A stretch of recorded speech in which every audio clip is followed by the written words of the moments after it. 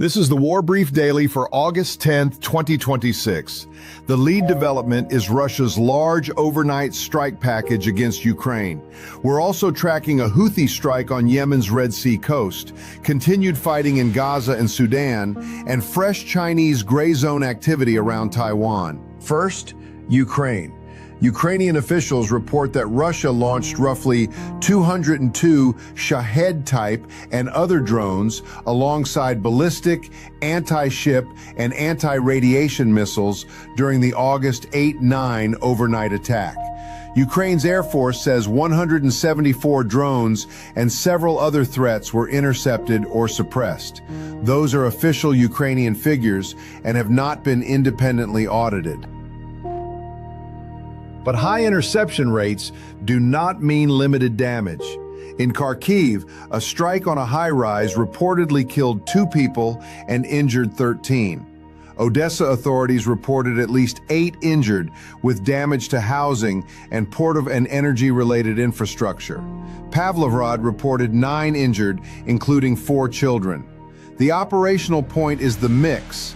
Drones force air defenses to stay active, while varied missile types complicate detection and consume interceptors. Elsewhere, Ukrainian authorities reported further civilian casualties across Donetsk, Dnipropetrovsk, and Kherson, including strikes affecting Kramatorsk and Druzhkivka key logistics hubs behind the Donbass front. Across the border, Russia's Belgorod administration says Ukrainian drones killed 5 and wounded about 24. Lethal strikes are corroborated, but the final Russian casualty count remains unclear. Second, Yemen. Government-aligned national resistance forces say Houthi forces struck the Red Sea port of Mocha, killing at least 7 people, 4 troops and 3 civilians, and injuring 15 civilians. Major reporting supports the strike. Mocha matters because it is a strategic coastal node, and attacks there can disrupt local security and maritime activity. The Houthis also claim an attack on a Saudi oil facility, but that remains unconfirmed.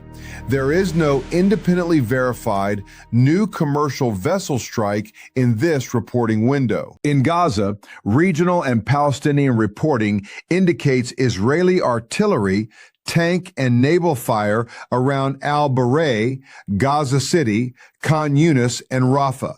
The pattern is credibly reported, though individual incidents lack Israeli confirmation. Politically, Prime Minister Netanyahu has publicly rejected a U.S. Gaza proposal and said Israeli forces will not withdraw until Hamas is disarmed. That signals no near-term operational drawdown. In Sudan, fighting intensified around North Kordofan and Al-Diling, while IOM-linked reporting indicates 6,650 people fled villages in West Darfur's Serba locality toward Chad after clashes near Bir Saliba. Claims of major RSF vehicle losses remain army-aligned and unverified. Finally, Taiwan's defense ministry recorded 4 PLA aircraft, 6 PLAN vessels, and 9 Chinese official ships around the island. 2 aircraft crossed the median line into northern and southwestern air defense identification zones. This is continued coercive pressure, not a combat engagement. Watch next for Ukrainian damage assessments and follow-on Russian strikes, confirmation of Houthi claims, verified ground control evidence in Sudan, and Taiwan's next force activity release. That's your War Brief Daily for August 10th.